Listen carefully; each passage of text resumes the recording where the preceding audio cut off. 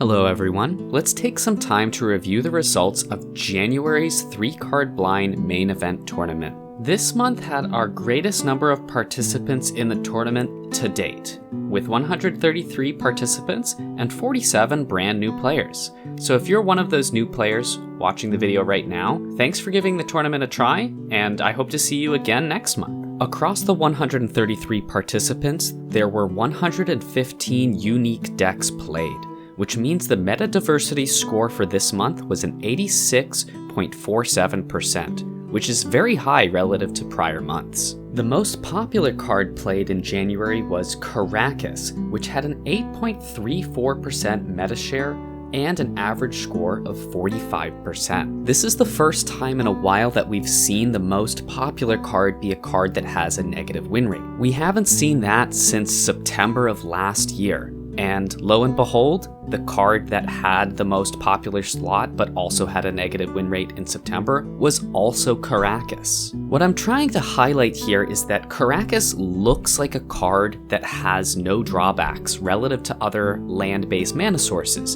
but the fact that it is a non-basic land opens it up to a lot of vulnerabilities. There are certainly decks that used Caracas that have above a 50% win rate, but when you are choosing to include Caracas in your deck, you need to be mindful of the reason you're including it in your deck. It can't just be jammed in there without thought. There was a tie for the second most popular card this month, and I'm gonna first mention Ancient Tomb here, which had a 7.57% meta share and had a 46% win rate.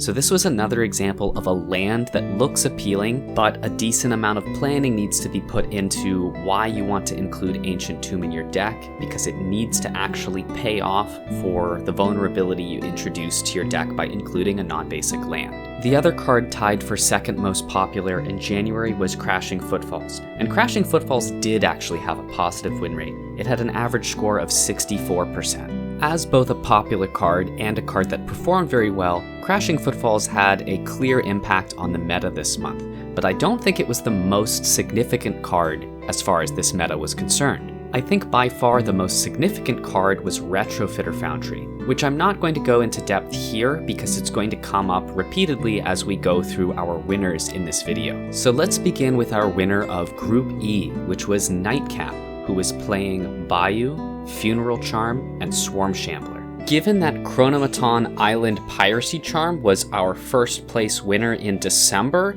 it shouldn't be that surprising to see that these sorts of decks are popping up again and are still powerful. In Group D, our winner was UIW7, who was playing Bitter Blossom, Mistress Factory, and Mox Jet. Both Bitter Blossom and Skrelv's Hive felt like very impactful cards this month. In the absence of Lupine Prototype, these two cards very well might be the strongest available cards in the 2 mana value slot. Our winner in Group C was Chessie the Wasp, who was playing Invasion of Gobakon, Mox Pearl, and Mutavault. I want to highlight this list because this is essentially Chessie the Wasp's signature list. Chessie has played this list twice now with great success, and no other person has played this deck list. I fully expect more players to try this list out in the future now that it's been proven to be successful across multiple months. In Group B, our winner was Top 500 Player, who was playing Field of Ruin, Retrofitter Foundry, and Sol Ring. This list should remind us of the conversation that we had earlier in the video. Field of Ruin is one of many examples of why running a card like Caracas or Ancient Tomb can't be done willy-nilly. I also want to give a shout out to Duder611, who was second in Group E on this exact same deck list. In Group A, we had a tie between Cadenus and Stickman, who were both playing the exact same list, which was Mutavault, Retrofitter Foundry, and Sol Ring. This is one of the most explosive variations of a Retro Foundry list, because you can play Mutavault, Sol Ring, Retrofitter Foundry, use the spare mana from Sol Ring to activate Mutavault, and since Mutavault is a Thopter, it can then be sacrificed by the Retrofitter Foundry to get a 4/4. And this is all on the first turn of the game, with Retrofitter Foundry available for the rest of the game to continue producing additional tokens. Just behind Cadenus and Stickmin in Group A was Potamaphile, who was playing an extremely similar deck, which was Ornithopter, Retrofitter Foundry, and Tolarian Academy, which similarly can generate a 4/4 on the first turn of the game, while changing up the play patterns of the deck just a little bit. This is going to smoothly transition us into our discussion about bans and game balance, but I do want to quickly congratulate our winners again, and also offer an exceptional congratulations to Stickman, who just claimed the #1 spot on the lifetime leaderboard with an ELO of 1860. Okay, so let's talk about the ban vote.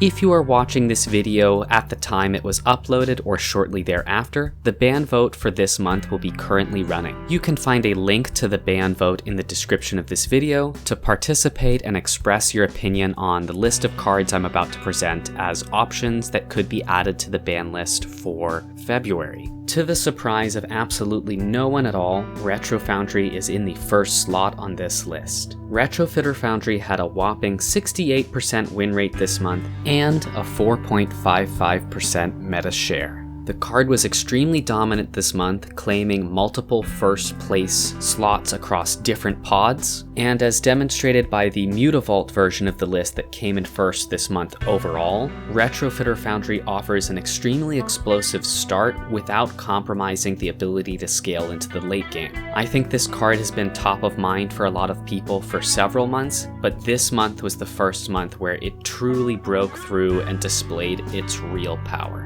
The next card on this list is Swarm Shambler, which had a 69% average score and a meta share of 5.26%. A growing sentiment in the community is that the various Chronomaton siblings homogenize what sort of options people tend to gravitate towards in that 1-mana slot. Swarm Shambler was the most popular of these Chronomaton variants this month, had the best score, and also, even just looking at the card in isolation, has the appearance of having one of the most appealing upsides associated with it. The next card on the list we are going to discuss is Cabal Therapy, which has an average score of 55% and a meta share of 4.52%.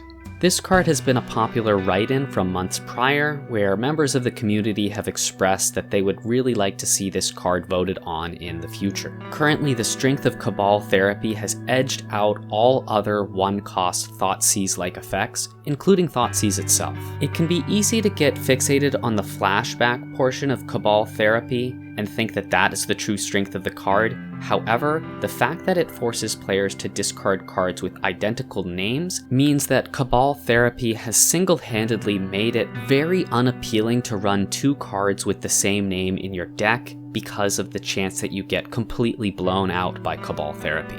Given that cards like Thoughtseize can very much fill this same niche, I don't think it's unreasonable to see Cabal Therapy go away for some time.